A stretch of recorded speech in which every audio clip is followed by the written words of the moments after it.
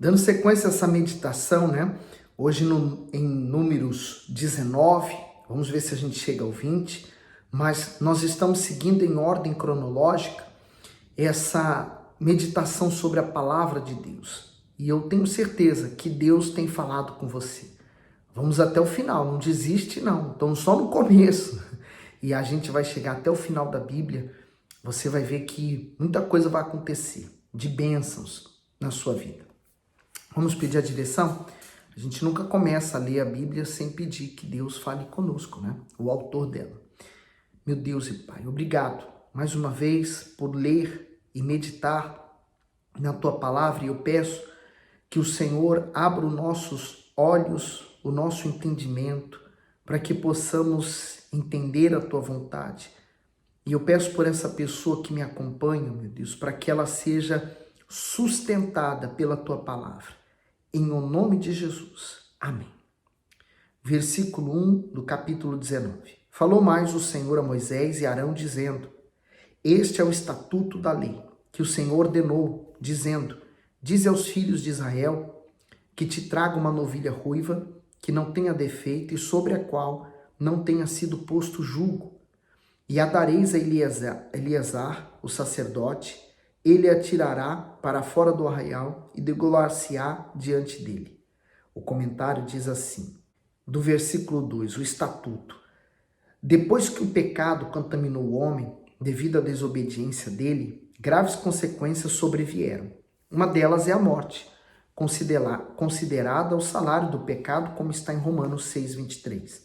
A morte de uma pessoa mostrava a força dessa sentença. Por isso, ninguém deveria tocar no corpo de um morto.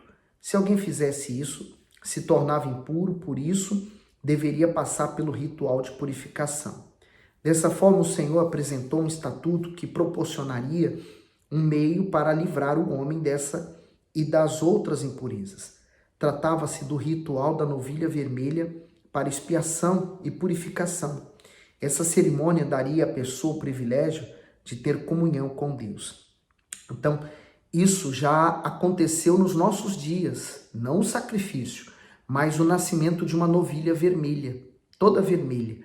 E os judeus comemoraram, o nascimento dessa novilha, porque vai dar condições, na construção do terceiro templo, eles voltarem aos sacrifícios como era feito neste templo. Nós sabemos que os sacrifícios Deus não se agrada mais, porque o próprio Senhor Jesus foi o sacrifício perfeito para o perdão dos nossos pecados. Agora a parte B do versículo diz assim, sem defeito. A exigência quanto à perfeição da novilha era extrema. O animal passava por uma avaliação tão detalhada que até os seus cascos eram verificados. Além disso, sua cor deveria ser perfeita em vermelhidão, e seus lombos jamais poderiam ter carregado jugo. A novilha vermelha remete ao Senhor Jesus, que em sua perfeição nunca carregou peso de culpa ou transgressão em seus ombros.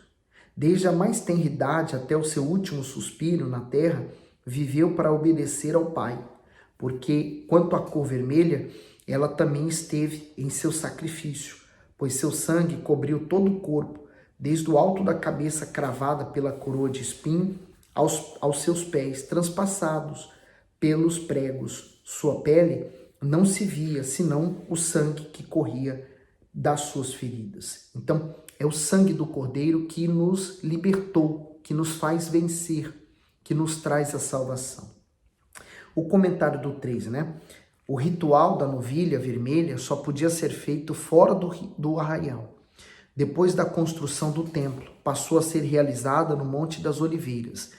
Havia até um acesso especial da porta oriental do templo para o lugar do sacrifício. Esse acesso era usado em 2 ocasiões.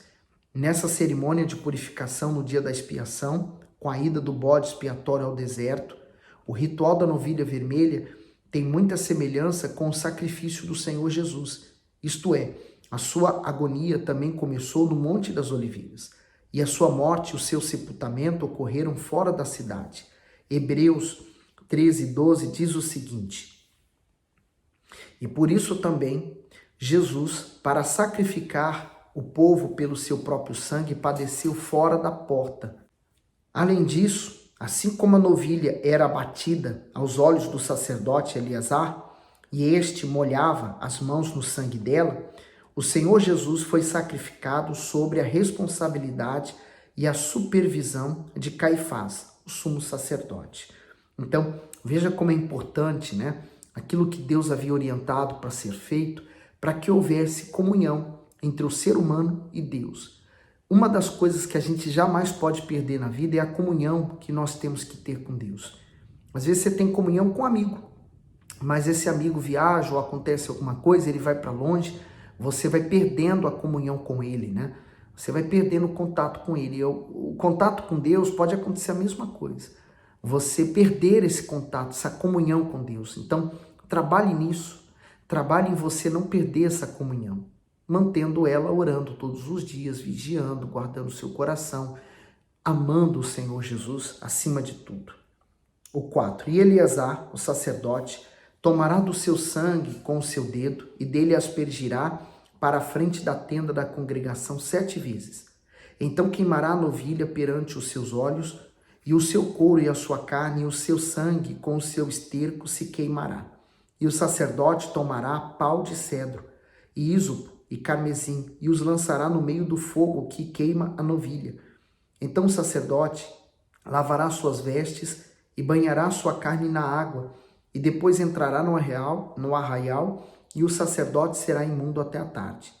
Também o que a queimou lavará suas vestes com água, e água banhará sua carne, e imundo será até a tarde. E um homem limpo ajuntará as cinzas da novilha e a porá fora do arraial, no lugar limpo, e ficará ela guardada para a congregação dos filhos de Israel, para a água da separação, expiação é. Comentário do 9 diz assim: as cinzas eram guardadas por um homem cerimonialmente puro. Em seguida, era misturada a água da nascente. Após esse processo, estava pronta a água purificadora. De semelhante modo, o corpo do Senhor Jesus foi carregado e guardado em um sepulcro novo por um homem puro pela sua sinceridade. José de Arimateia, como vemos em João, no capítulo 19, do 38 ao 41. Por meio do sacrifício perfeito do Filho de Deus, hoje há purificação e redenção completa para a alma. As cinzas deram lugar ao sangue mais precioso e poderoso, capaz de apagar pecados mediante arrependimento sincero. É forte, né? Quer dizer, nós vemos na Bíblia, no Velho Testamento, a palavra de Deus se cumprindo no Novo.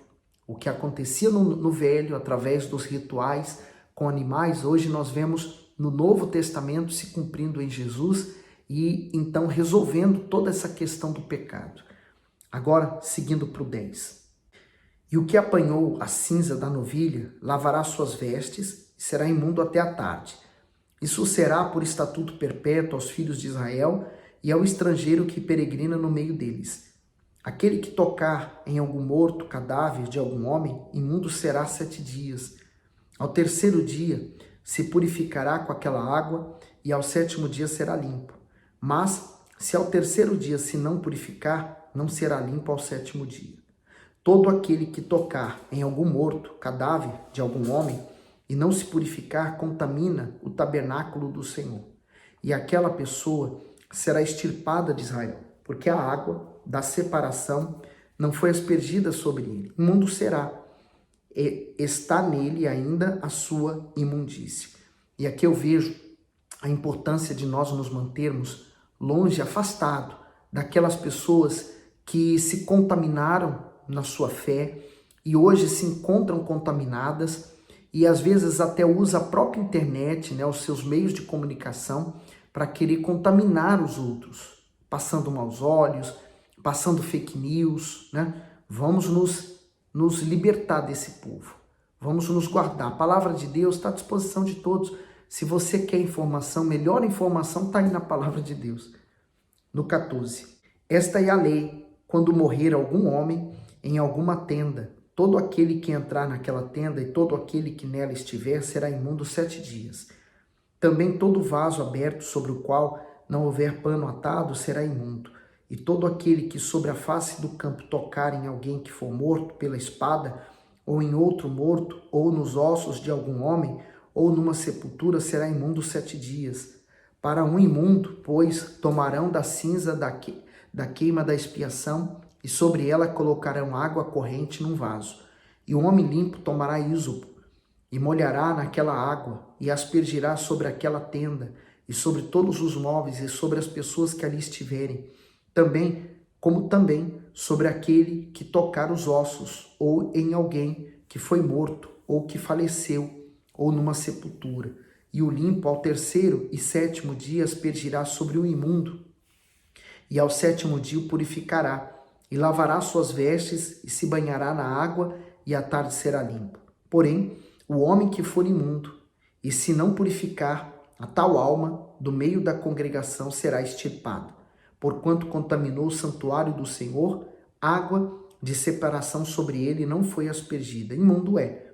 Isso lhe será por estatuto perpétuo, e o que aspergir a água da separação lavará suas vestes, e o que tocar a água da separação será imundo até a tarde. E tudo o que tocar o imundo também será imundo, e a pessoa que o tocar será imunda até a tarde. O comentário do versículo 20. Ao rejeitar a purificação, a pessoa contaminava o santuário do Altíssimo. Por isso ela era eliminada da congregação. Nós somos o santuário do Deus vivo hoje. Se não buscarmos a purificação da nossa alma por meio da sua palavra, nos tornaremos rebeldes a ele e, consequentemente, seremos lançados fora da sua presença. Você sabe que o pecado ele tem consequências não para já, mas elas têm a longo tempo. Porque é como uma semente, né? A vida espiritual é como uma semente. Você hoje planta no chão, você não vai colher logo aquele fruto. Ele vai germinar. Então tem o seu tempo, né? O seu tempo de crescer, de germinar e dar o fruto. Quando dá o fruto é a consequência. Então, às vezes a pessoa comete algo de errado hoje e ela fala assim, mas nada de mal me aconteceu. É verdade, é um fato. Mas não confie nisso. Porque você plantou uma semente, ela amanhã vai germinar, vai dar fruto. E vem o problema. Agora, Números 20. E chegando os filhos de Israel, toda a congregação ao deserto de Zim, no mês 1º, o povo ficou em Cádiz. E Miriam morreu ali, e ali foi sepultada.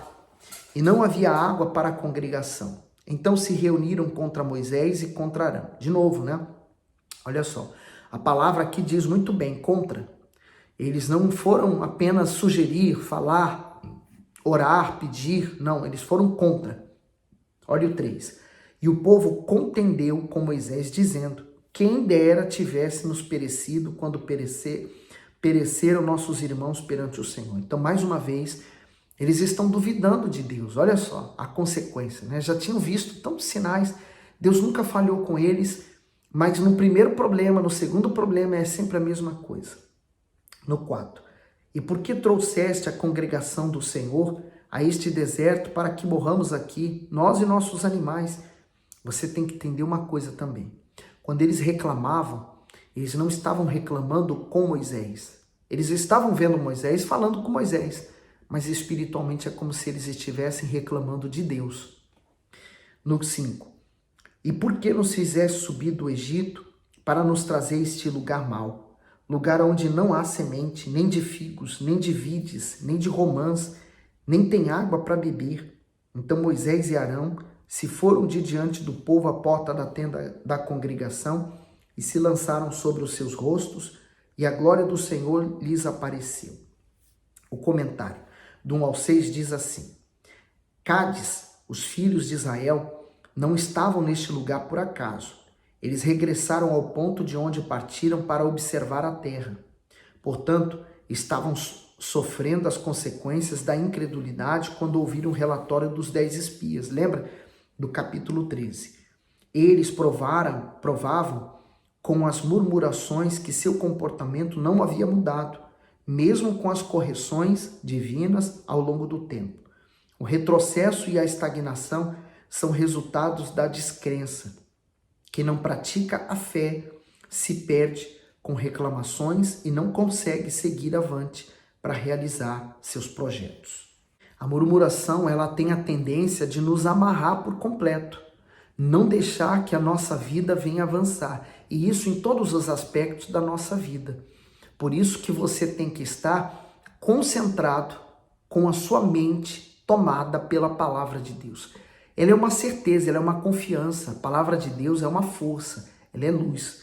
E aí diz o 7, e o Senhor falou a Moisés dizendo, toma a vara e ajunta a congregação, tu e Arão teu irmão, e falai a rocha perante os seus olhos, e dará a sua água, assim lhes tirará a água da rocha, e darás a beber a congregação e a seus irmãos. Então, ele deveria ir lá para fazer com que todos vissem esse momento em que a água iria sair da rocha. No 9, então Moisés tomou a vara de diante do Senhor, como lhe tinha ordenado, e Moisés e Arão reuniram a congregação diante da rocha. E Moisés disse-lhes, ouvi agora, rebeldes, porventura tiraremos águas dessa rocha para vós? Então Moisés levantou a sua mão e feriu a rocha 2 vezes com a sua vara.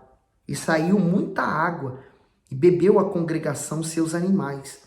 E o Senhor disse a Moisés e Arão, porquanto não crestes em mim, para me santificardes diante dos filhos de Israel.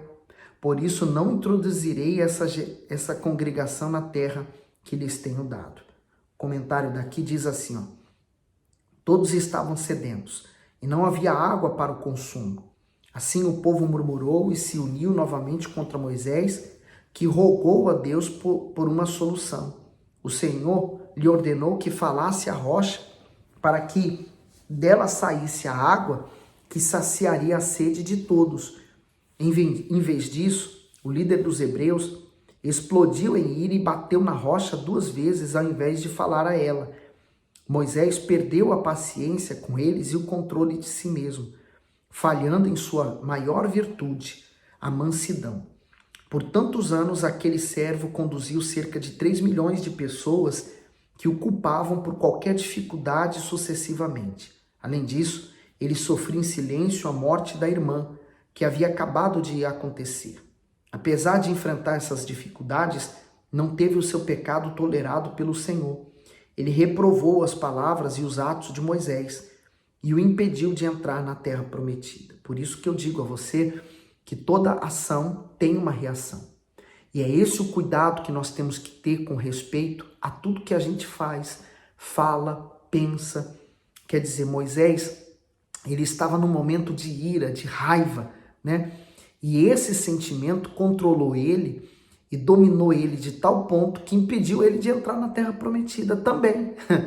Porque naquela hora, naquela fraqueza dele, ele errou, né? E sabe, agora olhando de outro ponto, a Bíblia não esconde as falhas de ninguém. Foi o próprio Moisés que escreveu Números.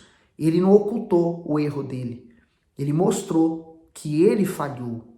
Significa dizer que todos somos humanos, podemos falhar. Então nenhum de nós podemos achar que tudo que a gente está fazendo está certo ou é uma verdade absoluta, porque não é. Como é que nós conferimos e sabemos se o que eu estou fazendo está certo ou está errado?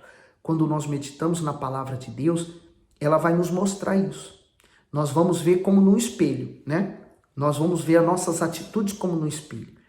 A gente vai olhar para nós, para as nossas atitudes, e essa avaliação que vamos ter vai nos identificar se estamos corretos ou estamos errados. Então, quando eu sei que a minha verdade é absoluta, eu acho que tudo que eu faço está certo, só eu estou certo, todo o restante está errado, então eu posso estar cometendo um grande pecado e não estou vendo. O 13. Estas são as águas de Meribá, porque os filhos de Israel contenderam com o Senhor e se santificou neles. Depois Moisés de Cádiz mandou mensageiros ao rei de Edom, dizendo, assim diz teu irmão Israel, sabes todo o trabalho que nos sobreveio, como nossos pais desceram ao Egito, e nós no Egito habitamos muitos dias, e como os egípcios nos maltrataram, a nós e nossos pais. E clamamos ao Senhor, e ele ouviu a nossa voz e mandou um anjo, e nos tirou do Egito. E eis que estamos em Cádiz, cidade na extremidade dos teus termos. Deixa-nos, pois, passar pela tua terra, não passaremos pelo campo nem pelas vinhas, nem beberemos a água dos poços, iremos pela estrada real. Não nos desviaremos para a direita nem para a esquerda até que passemos pelos teus termos. Porém Edom lhe disse, não passarás por mim, para que eu não saia a espada ao teu encontro. Então, havia uma estrada e era por ela que eles precisavam passar, mas não iriam tocar naquela cidade. Porém, o rei de Edom se voltou contra aquele povo, endureceu o coração contra eles. O 19, então os filhos de Israel lhe disseram, subiremos pelo caminho aplanado, e se eu e o meu gado bebermos das tuas águas, darei o preço delas. Não desejo alguma outra coisa senão passar a pé. Porém ele disse, não passarás. E saiu-lhe Edom ao encontro com muita gente e com a mão forte. Assim recusou Edom deixar passar a Israel pelo seu termo. Por isso Israel se desviou dele. Então partiram de Cádiz e os filhos de Israel, toda a congregação, chegaram ao monte Or. E falou o Senhor a Moisés e Arão no monte Or, nos termos da terra de Edom, dizendo, Arão será recolhido a seu povo, porque não entrará na terra que tenho dado aos filhos de Israel, porquanto rebeldes fostes a minha ordem nas águas de Meribá. O comentário daqui diz, Arão também não entrou na terra prometida. O motivo foi o mesmo que impediu Moisés de entrar. Arão apoiou Moisés em sua incredulidade no episódio que ocorreu em Meribá. Diante desse fato, podemos considerar uma preciosa lição. Quanto mais conhecemos a Deus e a sua palavra, mais temor e tremor devemos ter. Ele tratará as nossas falhas com critérios justos e individuais. E ninguém estará imune às consequências das faltas praticadas. Então, até o próprio Arão não poderia entrar na terra prometida por quanto aquela dúvida, por quanto daquele sentimento. Não deixe que nada atue ou entre dentro de você. Por isso que a gente tem que estar sempre vigilante. No 25, toma Arão e aí Eleazar, seu filho, e faze-o subir ao monte Or. E despe Arão as suas vestes, veste-as em Eleazar, seu filho, porque Arão será recolhido e morrerá ali. O comentário do 26, a sucessão. As vestes de santidade do sumo sacerdote representavam a autoridade divina. Elas foram passadas de Arão a Eleazar, seu filho. Como sumo sacerdote escolhido por Deus, Eleazar deveria seguir fielmente as instruções sagradas. Arão completou a carreira e foi recolhido ao descanso eterno. Mas a obra do sacerdócio entre o povo continuaria. Os planos do Altíssimo são grandiosos e não podem ser interrompidos ou alterados nem mesmo pela morte de seus filhos. Assim cabe àqueles que têm o privilégio de servir a Deus empenhar suas forças até o fim. Então quer dizer, por exemplo, hoje eu estou aqui fazendo esses vídeos. Se não fosse eu, seria outro. Deus iria escolher alguém para fazer isso, se essa é a vontade dele. Assim, por exemplo, eu estou hoje numa igreja. Eu estou ali pela vontade de Deus. Se não for a vontade dele, eu não vou estar mais. Se hoje eu morrer, hoje alguém vai assumir o meu lugar. Então quer dizer, a vontade de Deus, a obra de Deus, ela vai sempre permanecer e vai sempre seguir em frente, independente de quem esteja ali.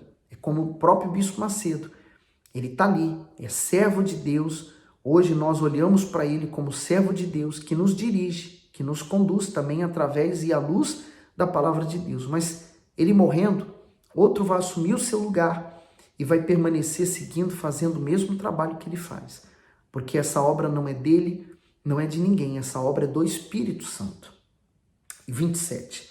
Fez, pois, Moisés como o Senhor lhe ordenara, e subiram ao monte Or perante os olhos de toda a congregação. E Moisés despiu Arão de suas vestes e as vestiu em Eleazar, seu filho, e morreu Arão, ali sobre o cume do monte. E desceram Moisés e Eleazar do monte. Vendo, pois, toda a congregação que Arão era morto, choraram Arão 30 dias, toda a casa de Israel. Portanto, o que nós tiramos de lição desses 2 capítulos de hoje? Que todas nossas ações, decisões, escolhas vão ter consequências no futuro. Por isso que você tem que pensar bem no que você vai escolher, no que você vai fazer. À luz da palavra de Deus, faça suas escolhas certas. Pergunte a Deus, se é realmente da vontade dele que você faça aquilo. Digamos, um exemplo, você vai viajar, consulta a Deus se realmente é essa a vontade de Deus que você viaje. Você vai fazer um investimento, um empreendimento, vai entrar num trabalho, apresente diante de Deus: Senhor, essa é a tua vontade, que eu entre nesse trabalho, que eu faça esse curso, que eu vá para essa faculdade, enfim. Quando você faz isso, você está submetendo a Deus os seus planos. E Deus vai dirigir, vai te dar sinais. Esteja atento e seja sincero e humilde para aceitar o que Deus vai te falar. Porque às vezes a pessoa até apresenta a Deus e Deus fala para ela que não, né? E ela fala assim: não, eu vou insistir porque eu sei que vai ser. Mas como é que Deus fala? Não é uma voz, você não vai ouvir nenhuma voz na cabeça, não. Deus vai inspirar os seus pensamentos. É assim que Deus fala com a gente, tá bom? Que Deus abençoe você, siga em frente, olhando sempre para Jesus, faça seu comentário do que você também tirou de lição para você, dê o seu gosto, mande para alguém esse vídeo, tá bom? Fique bem.